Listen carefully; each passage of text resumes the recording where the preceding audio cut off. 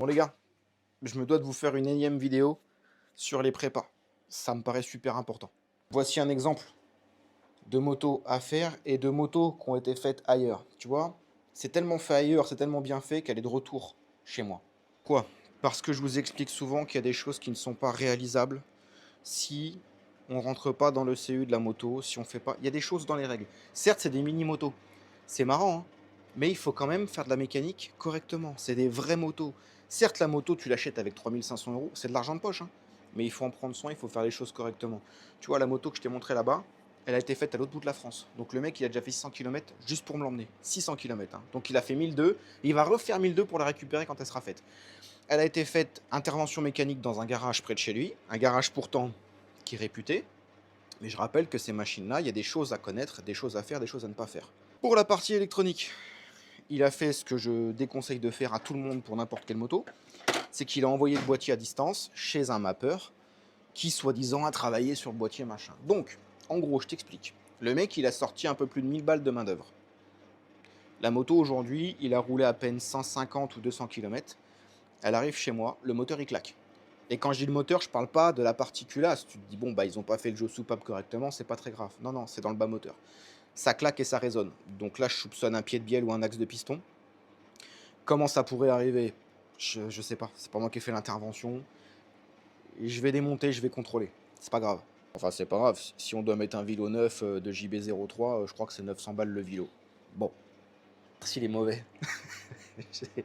Bon, bref, ça me ferait chier pour mon client parce que je préfère lui prendre 900 euros en lui vendant des accessoires que de lui prendre 900 balles pour lui vendre une pièce de remplacement parce qu'il y a une intervention qui n'a pas été faite correctement.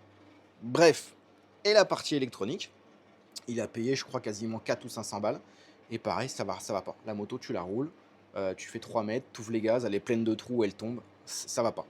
Donc, ce que je vous explique souvent, il n'y a pas de solution petit budget. Le pas cher, c'est trop cher. Le pas cher, ça va être que tu vas faire de la merde, tu vas le faire toi-même sur un truc où tu ne peux pas. Ça me rappelle parfaitement, il y a 20 ans, les gars qui intervenaient sur des boosters, des 103, etc., qui pensaient que parce que c'était vendu pour des ados de 14 ans, donc un ado de 14 ans pouvait faire de la mécanique dessus.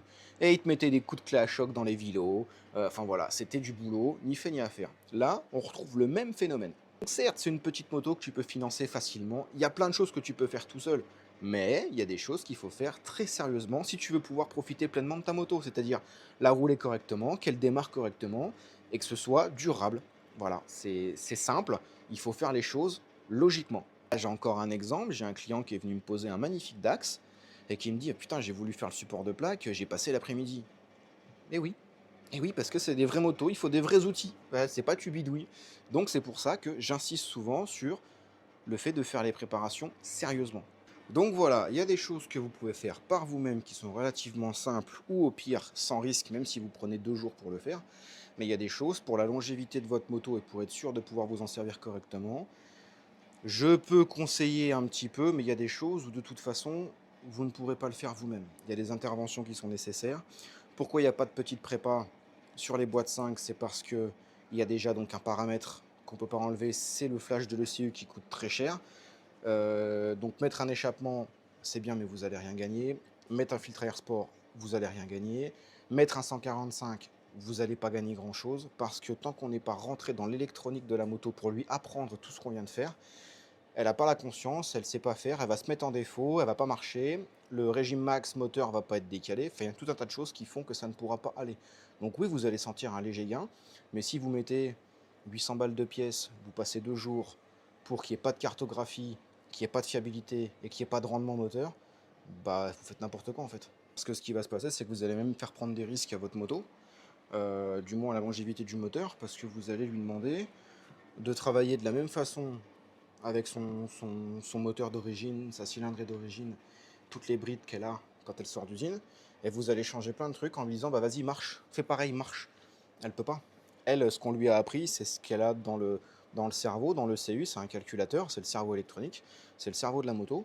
Elle sait ce qu'elle peut faire ou pas faire, ce qu'elle doit faire quand il y a un problème, donc c'est se mettre en défaut quand il y a une tolérance qu'elle ne connaît pas. Donc toutes ces choses-là, vous ne pouvez pas pallier à ça si vous ne rentrez pas dans l'électronique de la moto. Et donc, vous allez gaspiller de l'argent, faire prendre des risques sur l'utilisation et la longévité de votre moto, Moi, je trouve ça dommage. Donc oui, ça a un certain budget, mais je le répète, et à chaque fois qu'un client récupère sa moto, il est choqué du résultat. Ce n'est plus la même moto. Voilà, comme j'explique, sur la première prépa stage 1 145, donc sur les boîtes 5, on va déjà doubler la puissance max. On la double. On va chercher plus de régime moteur. On fournit plus de couple, un meilleur feeling à l'embrayage, etc., etc. En fait, c'est simple. On va libérer le potentiel de base de la moto. Après, on peut encore optimiser, mais après, on n'est plus sur le même budget. Mais, comme je le répète souvent, c'est des motos qui sont super fun, super faciles à rouler, qui sont... Enfin, moi, j'adore. Enfin, voilà, je suis un inconditionnel de la Mini, donc je peux même pas être formel là-dessus. J'adore. Et quand ces motos-là sont optimisées, c'est plus la même machine. Voilà, vous changez de registre, vous changez de tout. Alors oui, on parle plus d'homologation, ça c'est clair et net. Mais moi je suis de la génération où déjà j'ai jamais roulé avec une 50 d'origine. À l'époque ça se faisait, hein, tout le monde roulait avec un kit, un échappement, ce que vous voulez. Et je vais pas m'asseoir sur cette liberté que j'ai connue, personne ne me l'enlèvera. Donc le contrôle technique, le machin, le baratin, oui ça passera toujours au contrôle parce que de toute façon c'est un 125. On peut le brider électroniquement le jour du passage au contrôle technique, donc du coup personne ne peut rien voir. C'est de la triche. C'est de la même triche du même niveau que tu vas avec ta Z1000 de 2008 et tu lui remets 2 nids d'abeilles dans les catalyseurs pour qu'elle passe le contrôle anti-pollution. C'est le même principe et tout le monde le fait. Hein. Faut pas rêver, se leurrer sur des choses où les gens auraient peur de pas grand chose. Donc il faut être intelligent, faire les choses correctement. Et ce qui va compter plus que l'homologation de ta moto, c'est ton comportement derrière ton guidon. Voilà, tout simplement. Moi, j'ai vu des débiles à qui j'ai vendu des scooters quand j'étais jeune. Et quand j'y vendu, j'étais en tant que professionnel vendu des scooters bridés qui arrivaient à moins de 50 km cartonnés embrasser une voiture. Voilà, donc encore une fois, ce qui compte, c'est le comportement, c'est pas ce qu'il y a dans ta machine. Donc toutes les questions qui tournent autour du contrôle technique de l'assurance, ça ne regarde que vous. Vous et votre conscience. Moi, je m'en fous complètement. Je connais ma conscience, je connais mes limites, je sais ce que je me tolère ou ce que je me tolère pas. Le reste, ça me regarde moi. Ce qui vous regarde vous, c'est pour vous, c'est personnel.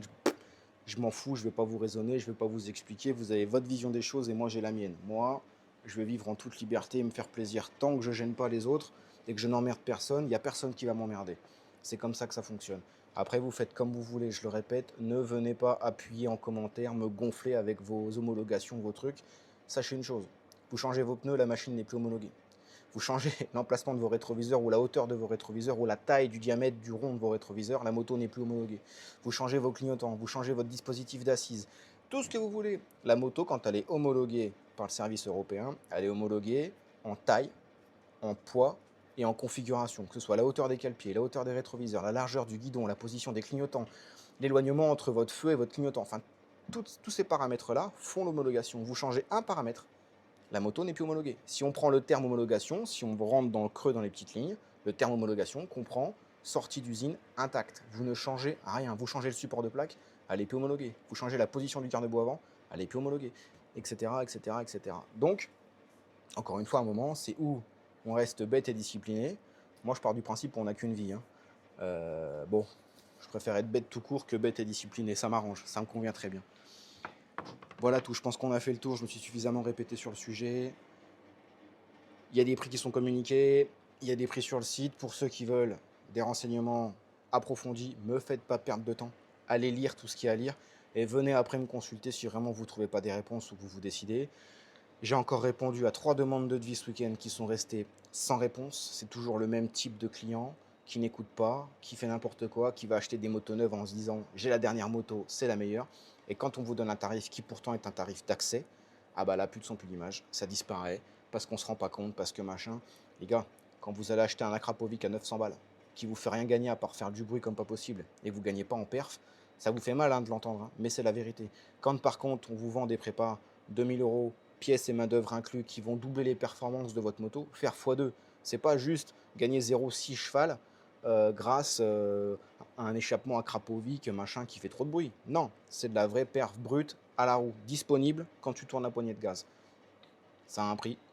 Et par contre, on n'est plus dans la même cour, on n'utilise plus la même moto, c'est plus la même façon de rouler. Voilà, donc je me répète, encore une fois, je vous l'ai déjà dit, je réexplique, mais je vois qu'il y a des nouveaux qui se renseignent pas vraiment, qui prennent pas le temps, qui écoutent les bruits de forum et les commentaires. Non, changer un pignon, ça vous fera rien gagner, très clairement. Vous voulez gagner un truc, c'est perte de poids, augmentation de puissance. Et là, c'est des choses qui marchent, hein. C'est mathématique, c'est comme ça a toujours été comme ça. Voilà. Cherchez pas plus loin à parler de pignon, de trucs, machin. Tout ce qui va être transmission se règle en fonction de votre façon de rouler, du régime moteur que vous aimez exploiter, du relief qui est autour de chez vous et bien entendu aussi de votre poids, hein. C'est très important de ou chercher à alléger la force du moteur ou alors au contraire venir exploiter ce qui est exploitable parce que vous êtes léger. Allez, je vous laisse. Bonne journée, à bientôt. Pour ceux qui ont des questions, je suis disponible par mail ou par téléphone. C'est encore plus sérieux quand vous me passez un coup de fil. On peut mieux se comprendre. Bonne journée, à bientôt.